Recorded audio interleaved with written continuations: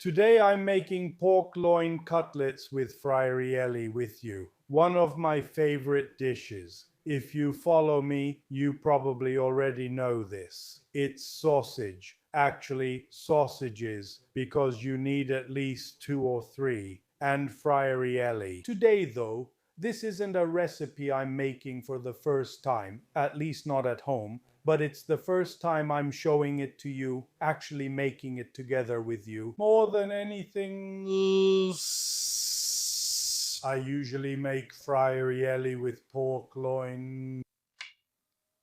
I make cutlets, but I think, like most of you, with chicken breast, turkey breast,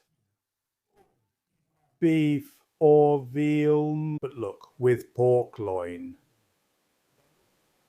If you've never tried them, you absolutely have to for two very simple reasons. If you don't overcook it, the meat stays tender, so the cutlet is crispy on the outside and nice, moist and juicy on the inside. And two, they're inexpensive.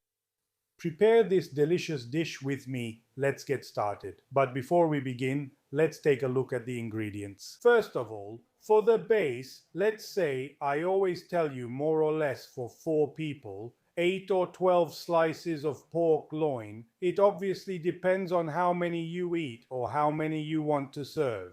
Per person. 2 per person makes 8, 3 per person makes 12, more than 3. I'd say that's quite a lot.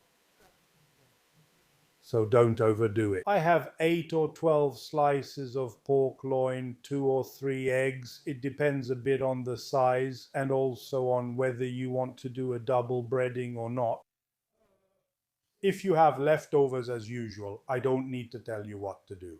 Make a few slices of bread with it. I mean, put a few slices of bread in the egg and dip them, obviously if you have them, and then fry them in oil. From frying the cutlets, you'll get some nice fried bread, which is a bit heavy, but it's amazing. Then, still for the cutlets, breadcrumbs or panko, depending on your taste. Bit of parsley, salt, and a little bit of pepper if you like, and oil for frying, either sunflower or peanut oil. As for the Friarielli, obviously about a kilo of Friarielli, a couple of garlic cloves, a bit of chili pepper, and of course enough of it. So after soaking them in cold water with a bit of baking soda and after rinsing them well, we clean the Friarielli by removing some leaves like this one, but especially by removing the thick stems like these. Then, after removing the waste, I leave the smaller leaves. Look. Very well. Once they're cleaned, I put plenty of extra virgin olive oil in a pan. Don't say anything, but you really need a lot of oil here. I add the garlic cloves cut in half.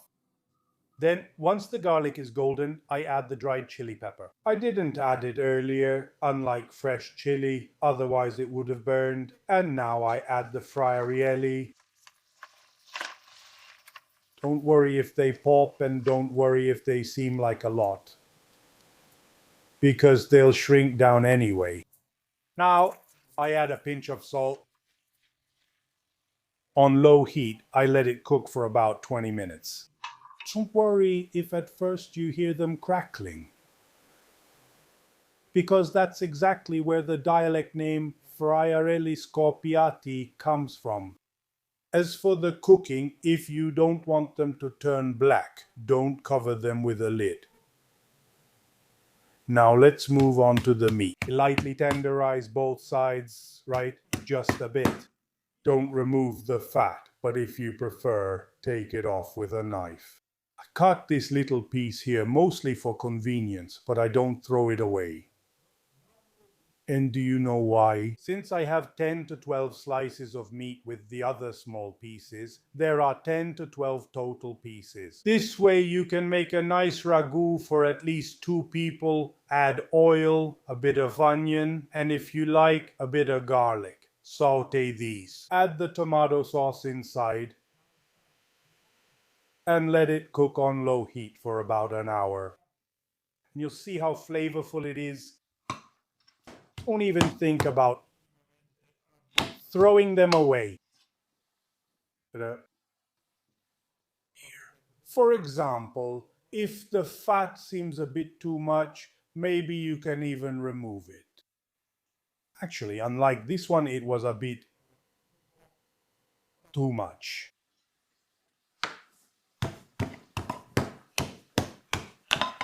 Same thing here.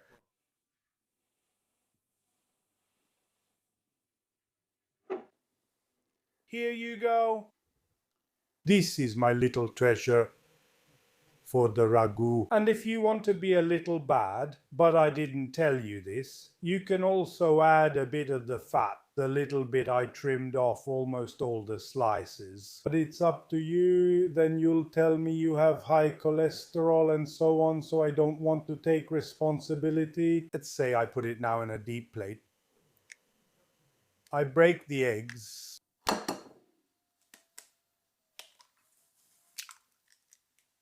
I add the salt, a little bit of pepper. Pepper is optional. A bit of parsley, and I mix everything. If you want, you can also add a bit of grated cheese. I would recommend Grana or Parmigiano, but if you want an even stronger flavor, maybe a bit of pecorino would be good. Okay, now I dip the slices first in the eggs. Be careful not to rip the meat. I let it drain a bit. Then I coat it in breadcrumbs.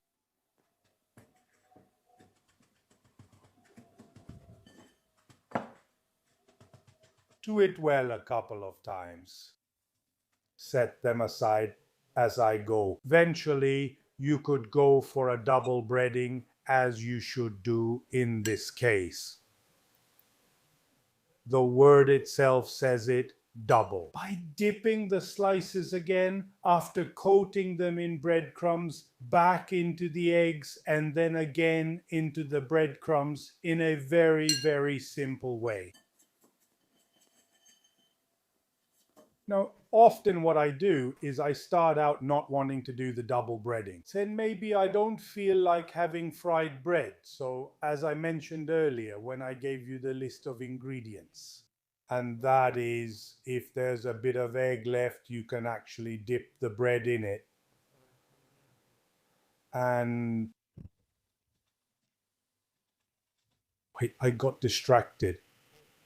And fry it. Here we go, I was checking something. And what do I do instead? I was saying, when I see there's quite a bit of egg left, sometimes, I mean, it rarely happens, but if it does, I make a choice here for the double breading, because it's a shame to throw it away. And it's a pleasure then to eat the cutlet or the double breading. Let's say I start out wanting to keep it light and I end up making the double breading. Now, a little trick before frying them. I press the breading a bit on both sides. Then I make some light cuts,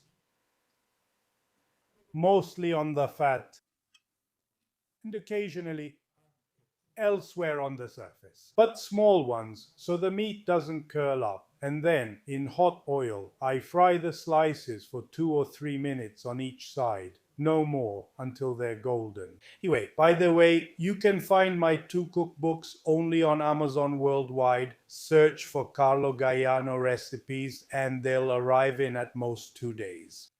Here you go. Look how beautiful this is. Now cutlets and Friarielli. Let's stir a bit.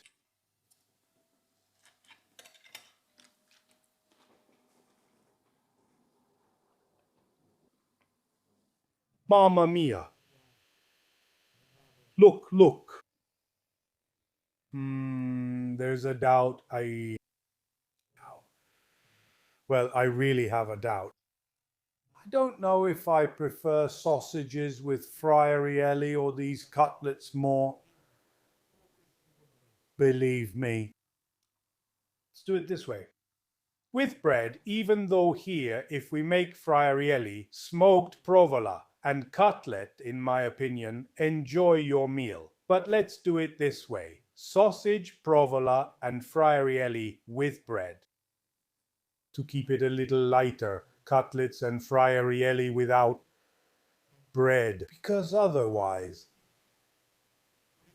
these here might end up becoming my favorites. With the Friarielli, since I love sausages too, it's fine this way. I'll say goodbye now.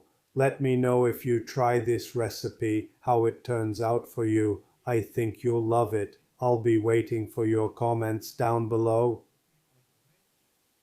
And for now, I wish you a good meal.